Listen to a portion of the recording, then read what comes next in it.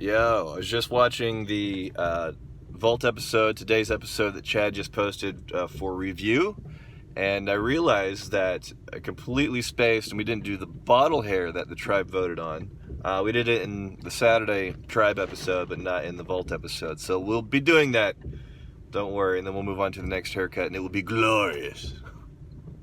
Welcome to the Whiskey Vault. I'm Rex. I'm bringing back the accent. It's just this guy. Fiddly bits!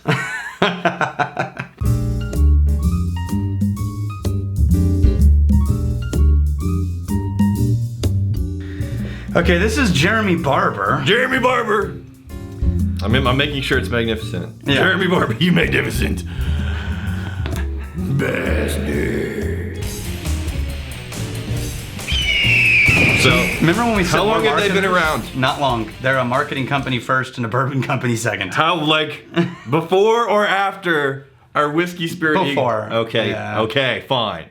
Fine. Because that's pretty legit. That's a fucking eagle head, man. Yeah. And then, like, the claw with the barrels. Yeah. Yeah, that's... Now, alright. Okay, so here's the thing about this, is I researched for a long time, Right. and I couldn't find out anything about this. You know the only thing I know about it? It's awesome. There's so much epicness in the fiddly bits. They know their market. Well, Or marketing, I should say. I have seen this bottle show up in our community, just photos of it, for no other reason than the fiddly bits. Than all the fiddly bits. Yeah. So they nailed their marketing, their bottle countertop marketing. Nobody talks about the whiskey. They talk about the fiddly bits Yep. for days. So, dude, yeah, take a hold of that thing. Oh. You're not going to get rid of that. Like, when this bottle goes away, you're not getting rid of that. You can't throw this away. No, that's some serious shit. Yeah, that's really good. So this is Lusty Selected Kentucky Straight Bourbon. Although, look at that eagle head on. It does look a bit Off kilter. dazed. He's a little cross-eyed. He's a little dazed. He's got a low IQ, that eagle. Eagle's So- he's been sipping on the whiskey a little bit. This is simply bottled by a company called Florida Caribbean Distillers. Now, traditionally, they make rum. Okay. They decided to get into the whiskey business. Yeah. And so they went all out. And I don't even know if you've seen this, but a lot of rum bottles Getting are into pretty the whiskey thinly bit. business is often risky business. Oh, Lord. You're doing the dad jokes now. No, go look at the rum selection and specs, and you'll see a lot of fiddly bits. So I think the rum guys got in and went, well, let's fiddly bit shit out of this. And notice even the bottle shape looks vaguely like a rum. Yeah. Right? It's kind of rummy. So all they're doing is they're sourcing Kentucky whiskey, Yeah. distilled in Kentucky, that's all they say. And then bottled by Florida Caribbean Distillers. Now, this is aged at least 3 years. Yeah. So this is about the age... I'm getting a thin sweetness on top of a really dusty oak. Thin sweetness on top of a really dusty oak. Now, the guy that they named, who was responsible for creating this on their website, which is beautiful and has no information of any kind whatsoever. They call him the Master Supervision. You know, the same could be said about me. Yeah, that's true. Now, they call the guy the Master Supervisor instead of Master Distiller. Because he's not distilling. Blended under the Master Supervision of... Sure, so he called over to the actual distillery. Yeah, he's hey, like, fellas. Hey, guys, what I need. Make it a good one. I like that there's fellas in there. For some reason, that made it more realistic. Come on, lads. Hey, fellas. Chaps. Hey, guys. So thin sweetness on top of dusty wood. What do you got? It is. It's very kind of... What's weird is... Well, this is weird. So normally when I get a bitterness in a bourbon, it's after I've swallowed and it lingers in the back of the tongue. That's halfway to the front end. Yeah, the barrel bitterness in this whiskey is in the front third. Yeah. And then it goes into sweet and... This is a pretty tasty bourbon, though. I dig it. Now, I don't know how much you paid for it. It's probably... I'm not going to even say. I have no idea how much you paid for it. I think the thinness is usually a kind of thinness that I get from a more budget bottle. That's 45. It is pretty sweet. It's getting sweeter. Every sip, it gets slightly sweeter. Yeah, the sweetness builds. I like the bottle at this point. We'll give it a little bit. No, just remember I always take my notes for research. Yeah. And I researched for like 2 hours to figure out info on this whiskey. Right. Look what I got. Oh, wow. Kentucky Master Supervision. That's all I got. Jeremy, Go do my research for me. Sending us a free bottle of whiskey was not enough. This is what I want to do. Because I'm getting a budget vibe. Yeah. Even at the 45%. So you want to compare it to another budget whiskey? Is this a budget? I have no idea. I don't think it can be a budget with just because of the bottling. With this level of fiddly. You can't budget this fiddly. So what's a true budget? Let's not do bullet. We do bullet with everything. Man, I've got it. I mean, we can do bullet. Do you want to do bullet? Give me some either Old Granddad or Grand Old Par. Old Granddad. Old Granddad. I'm getting an Old Granddad vibe. Grand Old Par is Scotch. Fine. Something old and grand. the cracks in your veneer are starting to show. Wait, I'm just glad there's a veneer. Oh wow, there's a veneer. So that actually has a little bit more of a pronounced sweetness. Yeah, this is sharper and sweeter in the nose. No, but this is more honeyed. Yeah, honeyed. The pronounced honey note. This is like sugar. Yes. Like powdered sugar. Yeah. Like over the weekend, I went to the Wiener Dog races, whose theme this year was Wonder Wiener.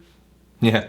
Which, because we designed their shirts and their so it's Wonder marketing. Woman with the Wiener Dog head. Yeah.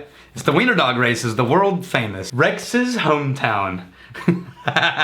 Well, since 3rd grade. Yeah, I took the boys there, and they loved the races. They were just cracking up. Yeah, Wiener Dogs. They're fun to watch. And I got, instead of, I walked up to go get funnel cake, because that's the only thing you do at places like that. Yeah. You just go get funnel cake. Go straight, find the funnel cake, go straight for it. Because you can smell it. I went straight for the funnel cake booth, and at the last second, looked to the left, and next to the funnel cake booth was a mini donut booth, making fresh mini donuts from scratch, rolling off the thing, and you could put different things on top of them. Yeah. And I went, mini donut! And I just went for the classic glazed, because I wanted to see the quality of their donuts. Sure. And it did not taste that dissimilar really from this Lusty Claw. If we had added just a little barrel note to those donuts, it would have been a lot like this. So, am I incorrect in saying the same... it's a donut. It's the same caliber as Old Granddad from just the whiskey experience.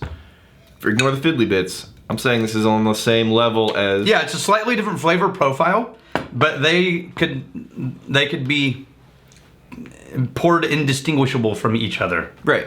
So it's a different whiskey, but in terms of... thinness for me is always the main thing that I think gives away a lot of budget whiskeys. The upfront thin sweetness. So not a lot of the... it hasn't had enough time to get rich and vibrant. Right. And I'm definitely getting some thinness of this, thin sweetness on this and on the Old Granddad. But man, you gotta love that damn bottle. But it's worth it for the fiddly alone. Look at that thing. Just a bronze label on the front and crap. I mean, we've said you could, knock out a goat with that fiddly bit. Yeah. I almost want to. Yeah, just to see. We have got goats. We have a donkey over there. Got a donkey? We can see if we can take out a donkey with it. Where do we got a donkey? We've got 3 donkeys next door. There's donkeys? Yeah. Like, we called the first one Don Quixote. So. But then last week I was driving by and there are 2 more now.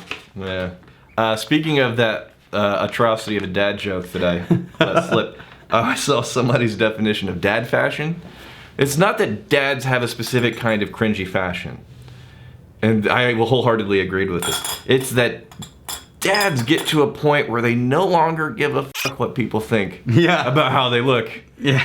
Yeah, I've been... So it's not like poor fashion choices, it's lack of choices. Yeah. It's just no one made a choice, it was there. That's what my dad says about his clothes. He's like, I just go into the closet and see things are there. Yeah. And then every once in a while, they're replaced. Yeah. And I put on whatever's there. No, it's the wardrobe-wide initiation of the zero protocol. See, I'm the opposite of that. You really don't add water to that bourbon. It removes that slight bitter that's on the front end and makes it all sweet. All right. So you still care. I will always care. But the cracks in your veneer are showing. I shop for Halle. Dude. Pretty regularly. You shop for your wife? I do. Because I have very specific fashion. I'm in fashion. This is what you're wearing now. That's right. Spin for me. She asks me to do it. Chris Lowe. I know Daniel said if you had to drink only one whiskey for the rest of your life, Talisker Tin would be a fine choice. What about you, Rex Williams? What 1 or 3 whiskeys would you be happy drinking for the rest of your life? No, you only get to pick one. And you need to pick it for its diversity. Fine. In every situation, it works. I got this. You got it already? Yes. You didn't even have to deliberate? Got this. That seems Daniel's unfair. Talisker Tin.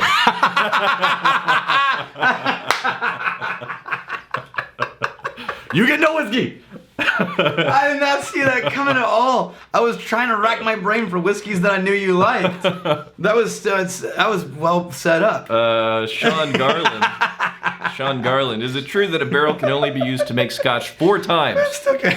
I'm still going on the Daniel's Talisker 10. That's a pretty nice little. You need a moment? Yeah. Is it only true that a barrel can only be used to make scotch 4 times? And if so, does the barrel get destroyed or sent off to be used for a different purpose? Okay, so no, it's not true, although it is almost common. I mean, let's put it this way. It's mostly true in what actually happens. Rarely does a barrel in Scotland ever make it past a 4th fill, if ever. But it's not a legal requirement. It's just that they decide it's not adding anything to the flavor. Very regularly, those barrels will end up in Canada. For them to use. Oh, because it's gonna taste like maple anyway. So yeah, in theory. And then there was also a question I think he asked in there because Emma showed me those. Is it on that one? Similarly, there it is. Also, what? Oh, that's what it was. What was Scotch aged in before bourbon barrels became a thing? Now we're talking about my preferred favorite. And how was it decided that it couldn't be fresh oak? So, question A: sherry barrels and wine barrels. That's what it was before bourbon. Sure. Question B: that's not such a thing. Scotch isn't required to have used oak. It just mostly does use used oak. The requirement in Scottish law is oak, aged in oak. It doesn't specify used, new, American, European, anything. Which again, we've touched on this a few times. I think there's a huge opportunity in whiskey in America to open up the door. Because bourbon is the quintessential American whiskey right now. But the new oak criteria, it's like, gosh, it's just... Now, I have had some bourbons that I would swear up and down this has to be new oak. There's 0 new oak notes that I typically get. Ooh, try that. One of which was a whiskey that Chad brought into the office recently. M.B. Roland. Have you heard of this? Yeah, I've heard of it. I've not tried it. M.B. Roland. And I loved it. So I want to get that on the show fairly soon here. All right, what did you do to this? Try a sip. See what do you think? I was distracted. Oh, really distracted. By I put my lips on that glass. And you right where I had? Right where, so the lower lip, usually on the dry part of the glass, it'll catch on the glass. But this was just all moistened. It was all slobbery. You should have so the checked lower before lip you just drank. went, it's like, oh, God. Right no. on in there. Oh, God. I made out with Daniel. Did you taste the whiskey at all? It's better. If you mix these in equal ratios, that's actually a better bourbon. Fine. We have to end now. I feel ill. Here's the fighting, stealing, and drinking. Fight may fight for friends. If you steal, may steal a lover's heart. If you drink, my God, drink the right way. Look where you're putting your damn lips on the glass. With us. Hey, thanks for hanging out with us in the Whiskey Vault. Don't forget to throw on a like, hit that subscribe button on the bottom right, and drop a question or comment down below.